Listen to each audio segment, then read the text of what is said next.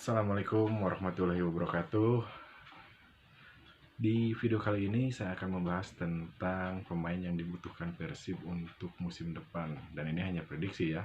Mungkin untuk Luis Milla ya beda lagi, siapa aja pemain yang dibutuhkan, yang dia perlu untuk kebutuhan timnya itu, skuadnya. Kalau menurut saya Persib musim ini sudah bagus ya, berada di posisi runner up. Tapi dari segi permainan, dari pandangan saya sebagai bobotoh, sebagai penonton kan pemain terbaik, pelatih terbaik, jadi seolah-olah tahu segalanya gitu. Padahal Luis Milla lisensinya udah kelas dunia ya. Terus pandangan saya di musim ini Persib hanya kekurangan gelandang kreatif ya. Jadi saya berharap itu sebagai bobotoh, musim depan mudah-mudahan Persib punya gelandang yang kreatif. Karena di Liga Indonesia peran gelandang yang kreatif, gelandang serang ya, gelandang yang kreatif, yang punya visi bermain, punya kemampuan syuting jarak jauh, umpan yang akurat, biasanya membawa timnya menjadi juara. Dan rata-rata tim yang pernah juara itu punya gelandang-gelandang kreatif. Bahkan nggak satu gelandang ya. Dulu Persib tahun 95 pakai 3 gelandang, 1 gelandang bertahan Asep Sumantri, 2 gelandang serangnya kreatif, skillful juga. Yusuf Bahtiar punya visi bermain yang bagus, kemudian penguasaan bola yang bagus. Di duetnya ada Yudi Guntara. Yudi Guntara salah satu pemain yang skillful ya, bermain dengan skill. Dua-duanya gelandang serang.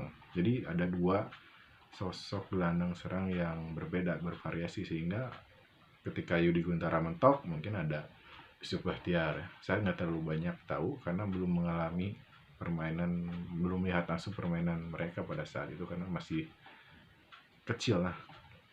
Nah, terus waktu 2014 ada 2 gelandang pada saat Persib juara, ada 2 gelandang yang tipenya berbeda, hampir sama lah, tapi nggak sama, berbeda lah. Masih tetap 3 gelandang, ditopang Haryono sebagai gelandang penyeimbang, gelandang jangkar. Di 2 gelandang serangnya ada Firman dan Konate. Firman dari segi kualitas individu luar biasa, sering bawa timnya juara, bahkan langganan tim nasional juga. Di Firman kelebihannya dribbling ya, visi bermain.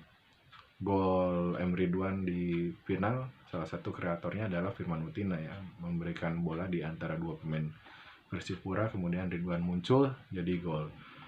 Dulu 2005 juga pada saat Arema juara, Firman Utina melakukan soloran dari tengah lapangan melawan Persija. Bahkan waktu itu Firman Utina terpilih sebagai pemain terbaik. Nah, kembali lagi di Persib waktu juara juga kan Firman duet bareng Konate.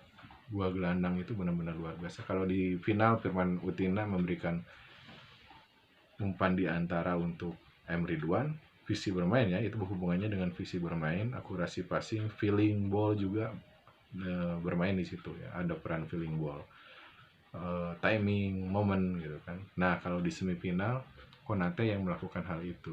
Waktu itu Konate di perpanjangan waktu babak pertama baru mulai kasih bola ke Atep di antara 2 bek Arema.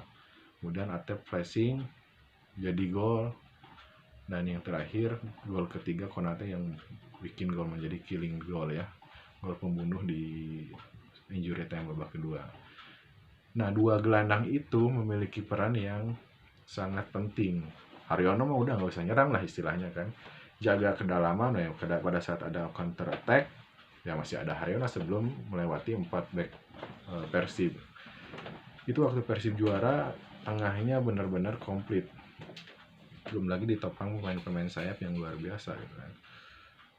Nah, di musim ini dengan formasi 3-4-3 tidak ada peran gelandang yang kreatif ya. Nggak ada bola-bola true pass, bola-bola di antara yang dilakukan oleh Klok, Dado.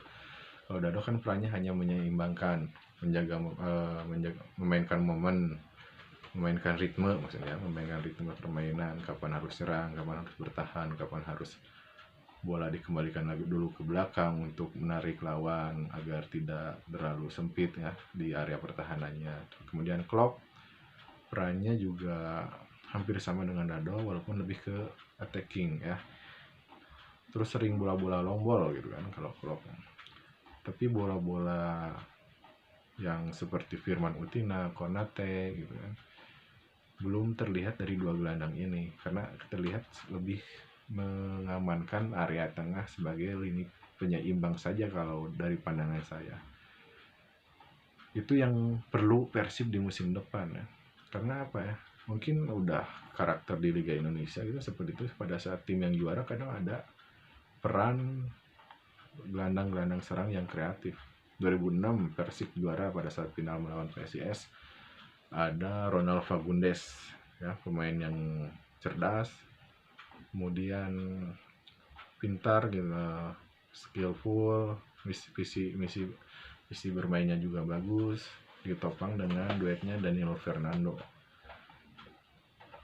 Haryanto kalau nggak salah di gelandang bertahannya tuh ya, juara juga kan. Di Arema 2014 juga yang disebut-sebut sebagai tim terkuat di Liga Indonesia saat itu ya, ISL saat itu, punya Gustavo Lopez ya, Gustavo Lopez yang diincar Persib, gagal, akhirnya Persib memilih Konate, tapi berkah juga buat Persib ya. Gustavo Lopez waktu itu punya peran yang sangat penting, untung ditarik keluar oleh almarhum Soeharto pada saat semifinal. Kalau masih main gitu kan, masih menjadi bahaya juga buat Persib di semifinal. Terus 2007 Persib punya duet gelandang serang lokal asing, Cabana sama Eka. Nah itu benar-benar bikin striker tajam ya di waktu itu. Sebelum Gonzales itu Bekamenga, Zainal Arif, Barkawi pernah cetak 9, Bekamenga, Barkawi 5, Zainal Arif 5 di putaran pertama saja. Itu karena apa? Karena dilayani dua playmaker sekaligus yang benar-benar kreatif. Eka tuh efek kanan kaki kanannya yang bagian efeknya bagus, kemudian tupasnya, syutingnya juga waktu gol lawan Persija itu syuting jarak jauh Eka. Jadi kalau dua gelandang serang menurut saya di Indonesia itu cocok, di Indonesia ya cocok kalau menurut saya. Alternatif lainnya penyerangan melalui sayap, terus melalui gelandang itu melalui truk pas, melalui bola-bola langsung ke striker, atau melalui dia sendiri di syuting jarak jauh. Yang saya amati rata-rata tim di Indonesia seperti itu yang juara gitu. Walaupun Persib juga waktu 2007 juara ya, juara paruh musim dengan skuad seperti itu, ditopang oleh Suitapata di tengahnya. Nah di Persib atau di Liga Indonesia musim ini yang punya peran seperti itu William Pluim ya, tapi katanya Pluim itu loyal untuk PSM. Nah, terbukti adanya Pluim di PSM untuk musim kesekiannya membawa PSM juara musim ini ya. Jadi benar-benar dibutuhkan peran playmaker, walaupun ada yang bilang katanya liga sepak bola sekarang nggak butuh playmaker, tapi tetap kalau menurut saya playmaker itu dibutuhkan oleh setiap tim, karena kreativitas penyerangan di lini tengah. Bahkan ada pelatih yang bilang jantungnya permainan itu ada di lini tengah katanya. Beda-beda sih filosofinya, kayak Janur walaupun dia kan seorang pemain sayap ya, lebih banyak penyerangan melakukan dari sayap gitu kan. Filosofi setiap pelatih berbeda. Nah di musim ini Evan Dimas kalau menurut saya salah satu gelandang yang cocok kalau ada di masa jayanya ya, dulu zaman timnas.